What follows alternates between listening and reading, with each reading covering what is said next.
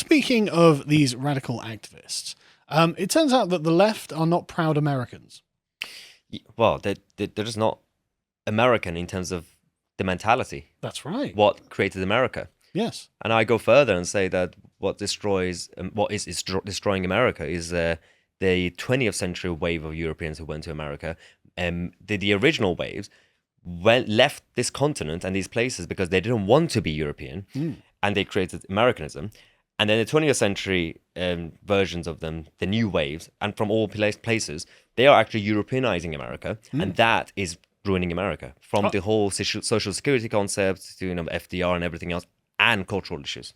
I think that's a really, really succinct summary of the problem. Actually, you can tell that it's a constant, as I said, Europeanization. The idea that the state has a responsibility to essentially control your life and prevent you from making mistakes and help you. It's always in the name of support and help, which was a European thing. If you wanted that, why did you leave Europe? Yeah, why did you leave Europe? Yeah. And but I don't understand why they wanted to go to America. It's because America, the successful Americans created this kind of land of opportunity, and then but the idiots who went there, they went there because it was more stable than the early 20th century Europe, especially after the war. But then they didn't understand personal responsibility. They didn't understand that it's Hunger Games. You go there, you succeed or you die. Yeah, it's your choice. No one's forcing you to go to America. But when you get there, you've got to work hard. Yeah. But working hard is the key to success. Anyway, before we go on, I'd just like to promote an excellent, and this is definitely my favorite epochs that we've done in a long time on lotus.com. If you'd like to support us, go over to lotus.com. Sign up. It's just the price of a super chat a month. And you get access to all of our great premium content, such as this Life of Pompey the Great that I did with Bo. This has been part of a sort of series just analysing really interesting great figures from history. Because Pompey gets totally overshadowed by Caesar. Because Caesar was obviously Julius Caesar, right? And he defeated Pompey. But Pompey was a great man and great general in and of himself. And I am proud to have founded the Pompey the Great fan club. Sign up to lotus.com to support us on that. But the point is, there are massive differences in the way that things are going. So let's have a look at something called hiddentribes.us, right? So Hidden Tribes is the results of a massive survey that they did. I actually have the number here. They collected the views of 8,000 people on a group of US citizens statistically representative of the population based on census data, and they conducted 6-hour-long focus groups and 30 one-on-one interviews of at least 1 hour's duration with people across 7 population segments. Survey participants answered hundreds of questions about many of today's most important issues and topics, their hopes, fears, and concerns for the future. So this is a really great, really large and representative study. And one of the first things, if you can go back up a bit, John, just because of the way it's organized, the first thing is that most Americans actually aren't polarized. So the representation that we get is primarily from social media and the media. So, for example, only 23% of Americans think that the differences between the two wings of politics are so great that they can't work together anymore, whereas 77%, of course, think that the differences are not so great that they can work together. What do you think of that? But that's always been supposed to be America. You had all the different tribes and different mentalities, yet under one umbrella, because the whole concept of the whole nation and the states and cultures is supposed to be a libertarian, protectionist kind of country. It's supposed to be. We ruined America by putting the burden on them to become the world police after the Second World War, because we couldn't do it at the British Empire when it fell. America was never supposed to be exposed to the world. People were supposed to go to America. And because of that, and access to information, the last few decades, the different states and different tribes and cultures are now exposed to each other more. That's why it seems that they're more polarized. They were always they had basic differences, but as long as you just leave each other alone, but you're more similar than different. No, that's a great point. So increased contact between Iowa and California. The different tribes. Before, just leave them alone. Each one had a wall around each other. Well, in a metaphorical wall. A state border. Yeah, literally. Yeah. But no, that's a great point. That's a great way of looking at it. And I do think that social media has been a massive radicalization force in the modern era. It was probably always destined to be that way, but nobody really thought of it like that. Nobody thought that we'd silo and self-associate into political cults on the internet. So welcome to our political cult, by the way. But this is a real problem. So let's go into the actual hidden tribes, right? And so this is a really great breakdown. So they've got if you can scroll down the little hidden tribes bit, where it's that progressive activists make up 8% of the population. Wow. And they're deeply concerned with issues concerning equality, fairness, and America's direction today. They tend to be more secular, cosmopolitan, and highly engaged with social media. Yeah, you've met some, I don't doubt. If you can scroll down just a little bit so you can see that graph that they've got there, you can see like they're very, very, small percentage. And of course, on the other side, you've got the devoted conservatives, the really hardcore Christian evangelical conservatives of America, who are 6% of the population, so roughly the same. And they are, of course, deeply engaged with politics and hold strident, uncompromising views, much like the progressives. They feel that America is embattled, and they perceive themselves as the last defenders of traditional values that are under threat by the progressives. Not incorrectly either, frankly. But anyway, so then on either side, moving in, you've got the traditional liberals and the traditional conservatives. And there are about twice as many traditional conservatives as traditional liberals. But they, again, they think differently. Like the conservatives are religious, patriotic, and moralistic. They believe deeply in personal responsibility and self-reliance, as in as you were framing it, like the traditional libertarian attitude of the American, the classic American. Yeah. And the traditional liberals are the more European types, who are cautious, rational, and idealistic. They value tolerance and compromise and place great faith in institutions. That's not American. No, well, that's the European. Yeah, the 8%, the purple one, is definitely the new. They're the communists. They're the Frenchism and Germanism who went there. The 11% is still a bit kind of Irish, British, but still European. But I would say that the placing great faith in institutions is a very European attitude. I lived in Germany for ages, and they love their institutions. Yeah, not all of Europe, but places like the UK and Netherlands and Germany, for example. Yeah. But the Americans usually are a bit more skeptical of their institutions. They're much more self-reliant. But then you have the again more larger middling groups, the passive liberals and the moderates. So the passive liberals tend to feel a bit isolated from their communities. They're insecure in their beliefs and try to avoid political conversations. They have a fatalistic view of politics and feel that the circumstances of their lives are beyond their control. And the moderates are engaged in their communities, well-informed and civic-minded. Their faith is often an important part of their lives. They shy away from extremism of any sort. So the passive liberals and the moderates are probably the swing voters who voted for both Obama and Trump. Yeah, and in this country, the Tories. Yes. Not conservatives, Tories. No, that's so exactly right. Yeah. In this country, we would call them Tory voters. And then, of course, you have the politically disengaged being the largest individual segment, 26%, who are untrusting, suspicious about external threats, conspiratorially minded, pessimistic about progress. They tend to be patriotic yet detached from politics. So they're true Americans. The Alex Jones fan base. I like them. Yeah, exactly. Yeah, my kind of people, frankly. We are the 26%. Yeah, exactly. Let me tell you about the World Economic Forum. So yeah, that's very interesting, I thought. And so the extreme left and right make up the wings of politics. Yeah. And they combine with the slightly more inward category to make up 33% of the people in the groups they call the wings. And these are just 1/3 of the population, really. But they're very, very tribal. They distrust and fear the opposing side, and they totally dominate political conversation. But what I find really interesting about this, and the reason I bring this up, is because the wings are the most internally unified, but they are also not equal in truth value. Interesting. Isn't that fascinating? So we've got a great thing here. So men and women have different roles. Devoted conservatives, 91%. So yes, obviously. Well, yeah, makes sense. Devoted progressives, only 15%. Wow. Think that's true? So they think that, men can give birth. Women have penises. Wow, that's interesting. Isn't that fascinating? So literally 85% of progressives think there's no difference between the social role of a man or a woman.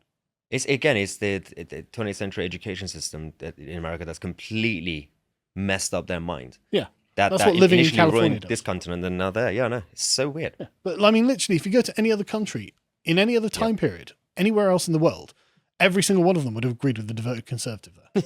Of course, men and women have different roles. Well, yeah, it's not supposed to be a radical or insulting thing to say. It's just common sense biology. Yeah, it's just an observation of reality. Yeah, exactly. It's not radical. And then the next one is men start off with an advantage. What advantage? Right? 18% of conservatives think no, whereas 91% of progressives think yes. But advantage in what?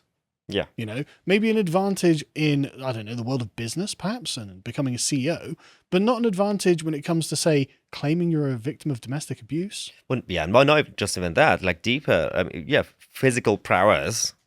You know, if you want that person, If that's the standard you're using. Yeah. And but if you're going to use that, then the other side, the other gender, they also have their own strength. Like, Yes. you know, a lot of people don't really see the emotional intelligence of women as a strength. Like, with that, we men are stupid when it comes to that category generally compared to women. So they are superior when it comes to emotional intelligence. Absolutely. But nobody gives them credit, including feminists. Like, well, that's the thing. Feminists only measure women by the standards of men. Yeah, masculinity. And it's crazy, isn't it? Because, like, you know, so many times, like, my wife has been like, you know, you've got to send a card to this person. Or you've got to say, you know, say thank you to this person, something like that. And I being an autistic man, has just been like, oh, yeah, I guess I should. You know, that would be nice. But it's my wife who reminds me about this stuff because I just don't think about it. You know? Literally. And so do I have an advantage there? Not really. I have a massive deficiency there. And also in other things, like the realms of, like, social power.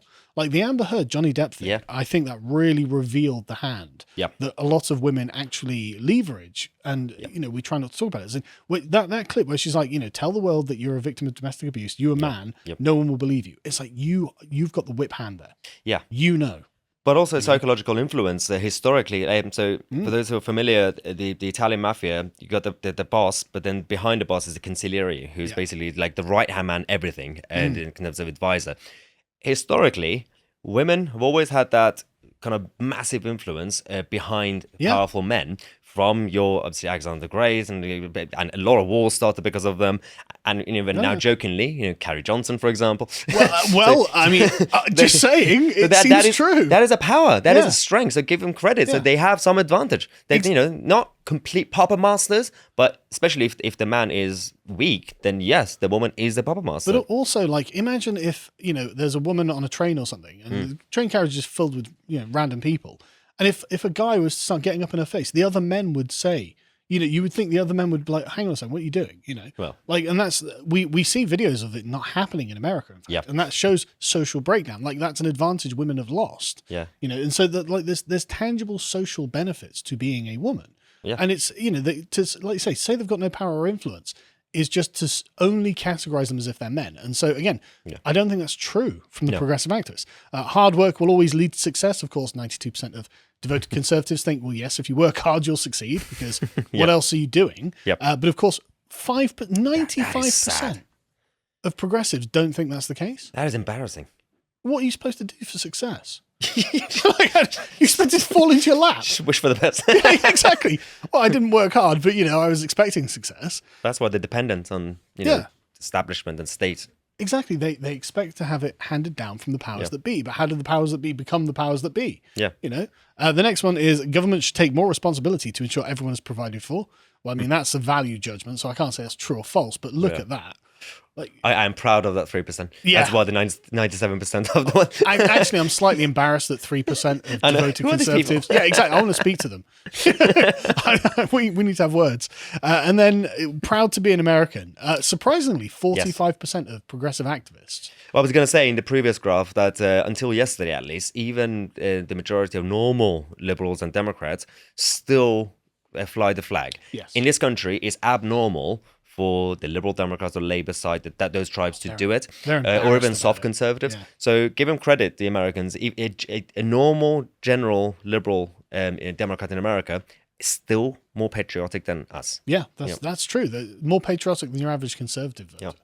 And the final one on this one is, I'm not proud of my country's history. And again, I want to speak to that 5%. Like, who the hell are you? But, you know, 60%, of course. I'm surprised it's not higher for progressives, actually. But you can see they're just nuts, right? A lot of this is just factually inaccurate. But anyway, so they go on to talk about the moderates, which are, you know, people who are basically stuck in what they call the exhausted majority. If you scroll down onto this one, there's a graph here that you can, if you can scroll down to the little graph that's on there, just so we can see it. Don't worry about the text. This one. So this is just, you know, no, sorry, the one above. That one, yeah. So you can see here that the exhaustive majority think that people, I agree with politically, need to be willing to listen to others and compromise. Yes, most of them think that we need to compromise. Yeah. A sensible position. Fair enough. Whereas almost half of the wings think no.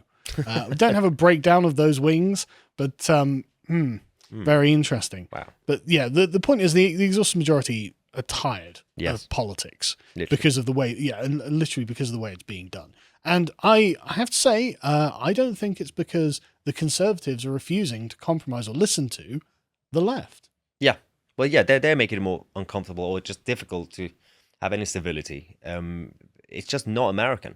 You know, it's even when you had the Tea Party being created and the whole movement back in the day, comparing to now, you could see it as, that's like some sort of radical polarization. But no, that's actually, it was about unity from the whole tribe of Americanism compared to a threat, something that was basically threatening their existence.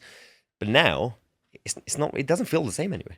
No, and it's really difficult to get left-wing people to have an honest dialogue about anything. Like, look at the response to Matt Walsh's "What Is a Woman" documentary. Yeah, like he was like, have you seen it yet? No. It's really good. But whenever he sat down talking to some leftist, as soon as he starts saying, "Well, what's truth?" They're like, "I'm getting up, I'm leaving this conversation." It's like, well, how can you be willing to listen to others and compromise if you're literally not going to sit there and have that conversation? So it's, one of those things, like, I hate to sit there and point fingers at who the problem is, but let's be honest, there's a bunch of leftists who believe a bunch of nonsense and they're not willing to talk about the fact that they believe a bunch of nonsense. Yeah. But and in fact, we can go through more of their false beliefs. If you can go down to the next one, John, where you've got the 4 categories: immigration impact, sexual harassment, police brutality, and terrorism. So immigration impact, right? This is fascinating. So on the left, you've got immigration is good for America, helping sectors of our economy to be more successful and competitive. And on the other side, you've got immigration nowadays is bad for America, costing the welfare system and using resources that can be spent on Americans. Now you can see it's a roughly 50-50 split. And you can see how this goes through the tribes. Of course, almost every progressive activist thinks that immigration net good. It's always good. And almost every conservative, diehard conservative, is like, immigration bad. The traditional conservatives are about where the traditional liberals are on the other side, and it's sort of like a mirror image. It's like, okay, well, there's arguments to be had, but I find it interesting that the politically disengaged, 63% say no, immigration is harming our country now. Yeah. So that, I think, is a definite indication that Americans are getting kind of tired of immigration. But again, the politically disengaged were the same tribe that they used to be. The original Americans in the 18th, 19th century. They were the ones who were not really political. They were political enough to fight for the America as a system. But the question is kind of, obviously it's detailed, but it would have been better if you divided the question into economic benefits versus the negative impact on culture and the whole kind of identity. Because generally speaking, even in America, migration still has a lot of economic benefits, because by nature, there's still more people when they come that will start jobs or businesses. That, generally speaking, there's still more kind of in terms of GDP growth, but that's not good enough, because if there's going to be a negative impact on the culture and society, then long term it's going to affect the economics of that country anyway. Absolutely. So it's just you're shooting yourself in the foot. But I mean, at least America has the advantage of being absolutely massive. Yeah. One of the things that Britain doesn't have that advantage is being absolutely massive. But if you can go to the sexual harassment tab, John, on this one, you can see that, again, it's roughly 50-50 split, with people on the left saying sexual harassment is commonplace nowadays. Is it? I just don't. I think with these sort of things, especially now in 21st century, if it was, we would have seen it so visibly. Yeah. Because the world is so small, access to information, we would have seen it. It's the same with like the whole BLM claiming that racism is literally in every corner every day. Like, we would have known. No, it's not. Yeah, exactly. Yep. And exactly. You would see people swearing literally every day. Yeah, exactly. And so the right side of this, though, is nowadays too many ordinary behaviors are labeled as sexual harassment. And that, I think, look at, like, you can see like the politically disengaged and moderates and stuff like that, much higher sort of side on this one. It's the liberals and the progressive activists who are like no, and it's like yes, so true. Yeah. And if we go to and statistically, it's just not true. Like statistically, like in police crimes and the actual record of these things, it's just a drop.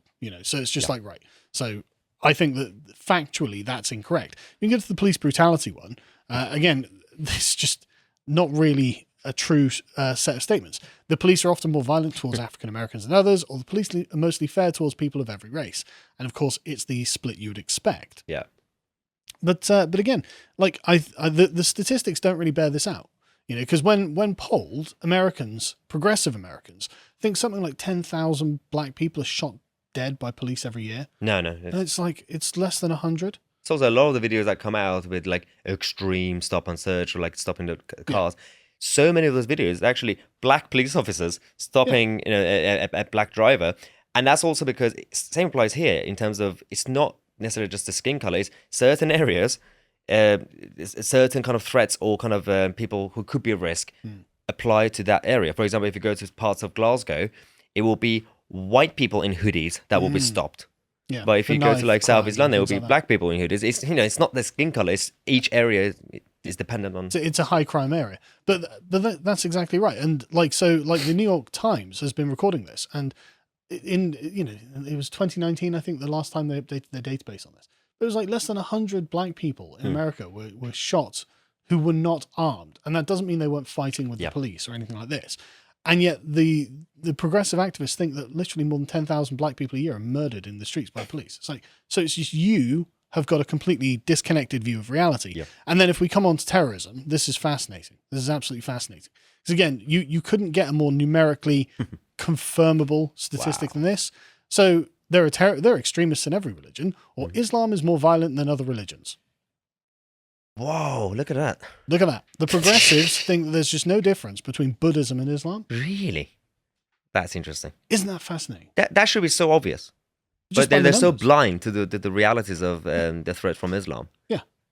Like it's not even comparable. Like anyone, just take your time now. Just Google how many, or just terrorist attacks worldwide, and just see the massive column of Islamic ones, and then the small column of communist ones, and then the little thing of all other forms of terrorism. This should be more obvious than the penis debate. Yeah, exactly. It's more obvious. It's just a fact. But anyway, so let's quickly breeze through the rest of this.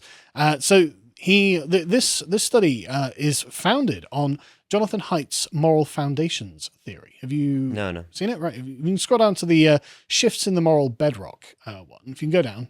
Yeah, that's the one. So this is Jonathan Haidt's 5 different foundations of morality. So authority, care, fairness, loyalty, and purity. And one thing that you can notice is that progressive activists care very much about fairness and care. So they're very concerned. The 5 is how highly they rate these things when they consider them important. And the less than 3s are very low rated: authority, loyalty, and purity.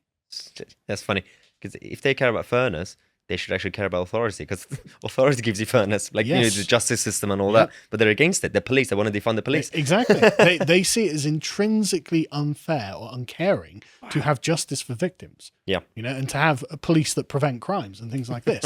Isn't that fascinating? Yeah. But look how radical that is compared to, say, like the moderates, the politically disengaged, or the moderates in the center, who almost all of those care foundations are clustered along the same lines as the devoted conservatives.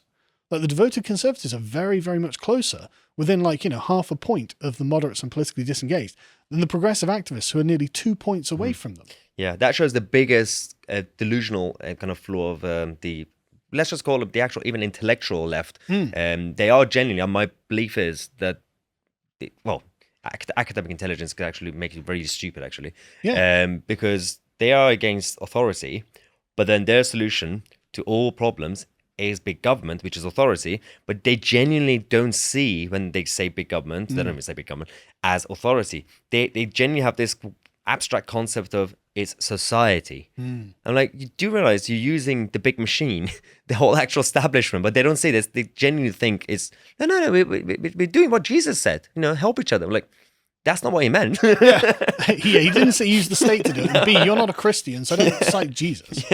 But it's crazy, isn't it? You are absolutely right. Like they view the government as being the source of all sort of wealth and power and success, and yet they claim to distrust authority and not see that as a political value. Yeah.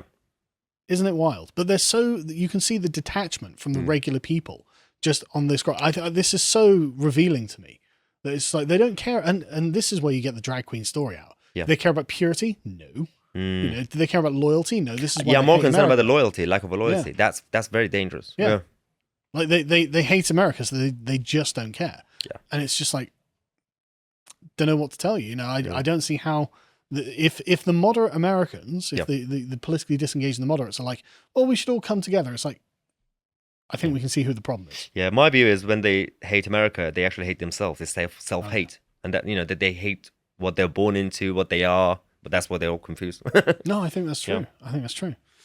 Thank you for watching. If you enjoyed that segment from the podcast The Lotus Eaters, you can become a member and find all of our premium content on lotuseaters.com, including the latest Critical Base Theory number 10, The Problem with the Reified Right, done by Thomas Dowling. And if you're interested in finding Tom on social media, you can follow him on Getter at Thomas W. Dowling.